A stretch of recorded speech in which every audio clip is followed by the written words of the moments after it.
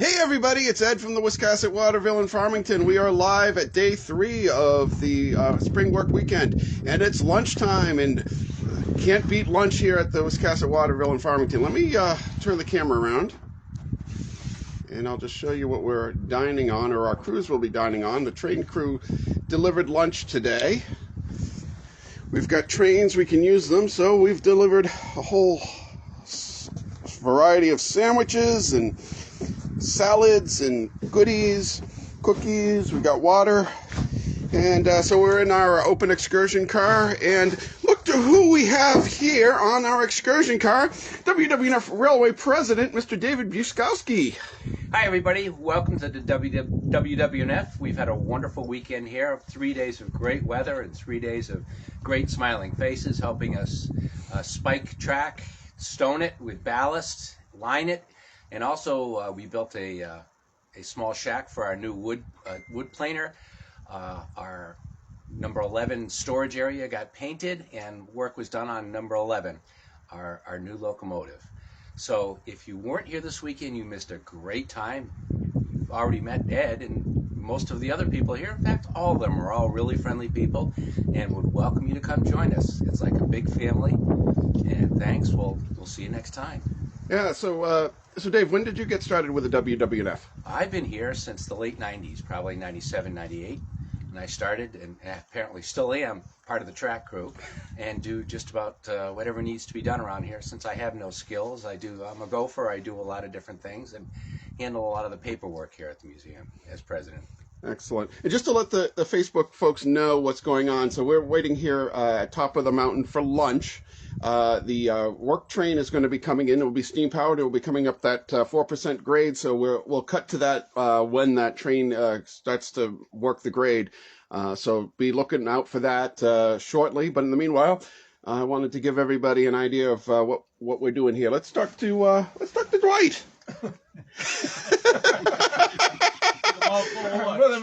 Lunch. Lyle, you're on camera. You're on camera. That's all right. We've got 9 people now watching live, and thousands more will be watching later. Oh, wait a minute. All righty. Dwight is last night was a really special night for us at the Wiscasset, Waterville, and Farmington. We had the annual Percival Awards. The Percival Awards, of course, named after our founders, Harry and his wife, Clarissa Percival. It was their vision that started this place. Harry's dedication as a young boy wanted to see this railroad rebuilt, and then many years later started the project, and so he picked up some friends along the way, and one of those early friends was Dwight. Dwight, tell us about Harry. Harry. Well, he was very happy. He had a great vision, and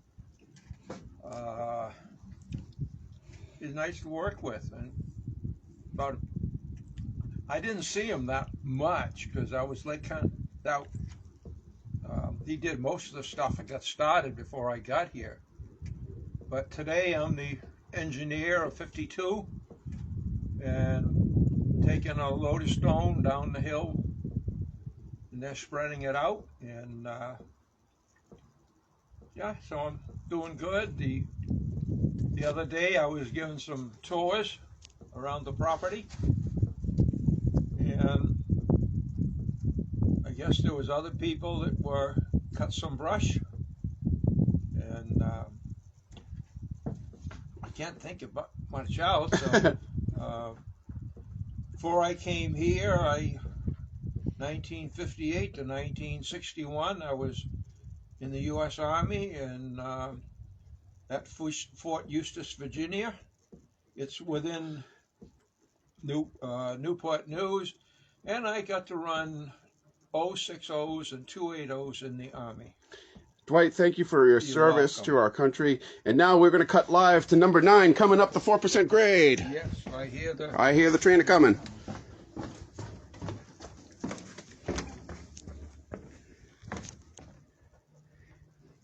So again, we're live here at the Wiscasset, Waterville, and Farmington. We're going to watch number 9 come up with the work crew up the 4% grade to top of the mountain. And I'll shut up.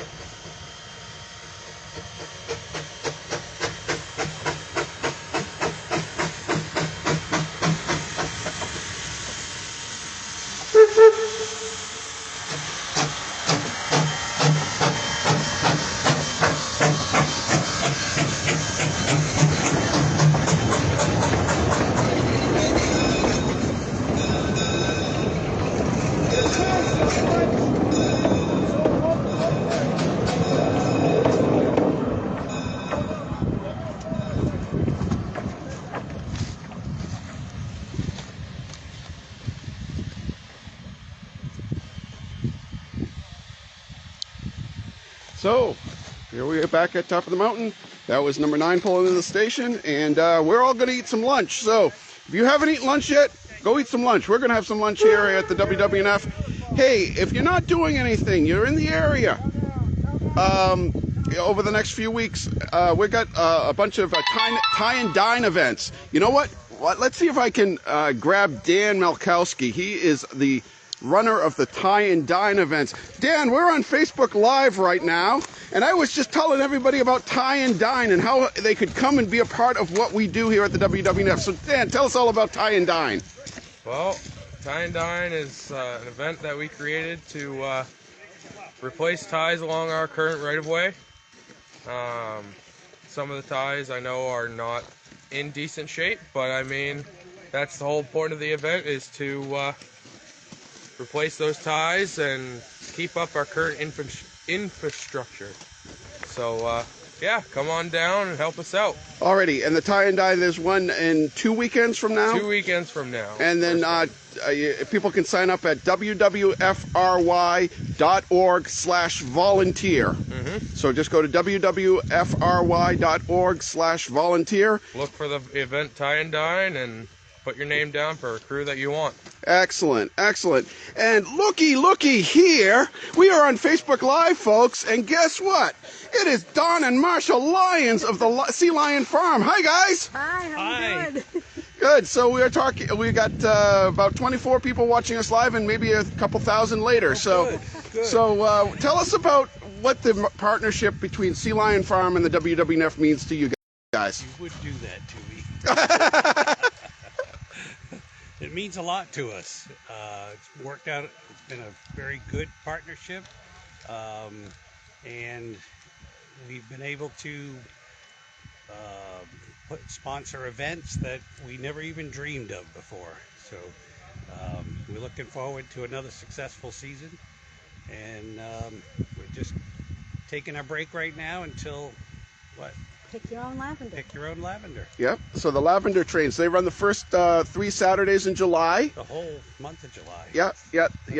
And so they run their dinner time trains, so because we have Grandpa's Kitchen come for the food, and they're very popular. Last year they almost completely sold out, if not completely sold out, and just a magical experience of combining lavender and food and a train ride, and it's just fabulous that we've had such a great partnership by circumstance and happenstance here at top of the mountain. So for those who are not familiar with our geography, the Lions farm is just behind where the camera is facing, through this grove of trees that's behind us. This was all once at one time. I'll just do a pan around here. This was all farmland back when the railroad operated. And so you can see the pasture. We've cleared a bunch of it back. This is beautiful farmland up here. And so the Lions have taken the front part of this property, and they grow organic lavender, pumpkins. What other products do you guys produce there? Vegetables, and we have jam. And we have bees. Bees. Honey, and we make our own essential oil. Essential oil. We distill our own essential oil.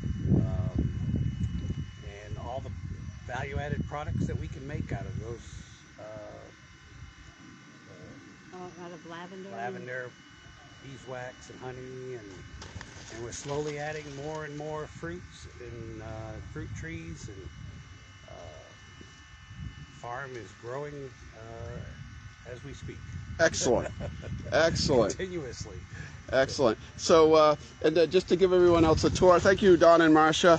So up here we're planning, at top of the mountain historically on the railroad, you can see we've had the grade, and we had, back in the day, the railroad operated from 1894 to 1933. There was a spur here. On the timetable, it was actually labeled top of the mountain, so that's what we call it today. Behind the train on the spur track, the berm is still in place. Yeah, I can't really see it, and I'm not going to walk over there. But there's the berm is still in place, and we found remnants of rail up here. switch points. I think we found a couple pieces of some switch points. So this was a happening place, but just a siding. So they would use this to double the hill. They'd leave half of the train down at Head Tide Station, bring the first half up the train, put it on the siding here. They'd go back at the second half, reconnect the train, and proceed down to Sheepscot and then ultimately Wiscasset. So that's why it's top of the mountain. It's not, certainly not a mountain by any, stretch of the imagination, but that's what they called it. So that's what we call it. There was never a spur here, but when we acquired this land, we decided we wanted to have a spur here, and eventually we have plans to put up a shingle mill and sawmill here so that we can demonstrate some of the industries that the railroad operated on. We've got some maintenance away equipment just on storage there. That's our little Fairmont crane that was narrowed to 2-foot gauge. Our crane is, of course, named Ichabod. You're welcome. Let's see. Over here, thank you to Maine Narrow Gauge Railroad Company and Museum in Portland. Part of our collaboration with them is that we get to share equipment. They have very limited storage space. We have a little bit more. And one of the pieces that we then jointly restored was this tank car. And so we using that car today. It's not filled with oil. It's filled with water, because steam locomotives run on coal and water. That's the way God intended it.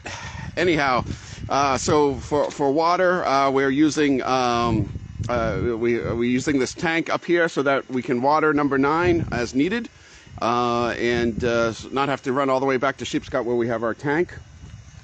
Over here we have, this was a replica building of Preble's. It was a flag stop on the railroad north of here.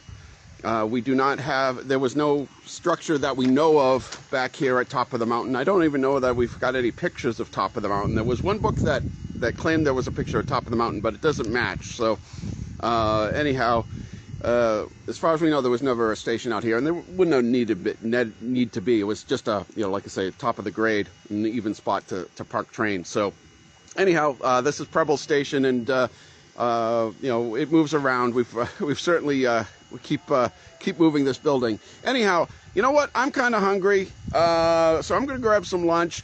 Thank you for watching the live stream here at the Spring Work Weekend here at the WW&F Railway.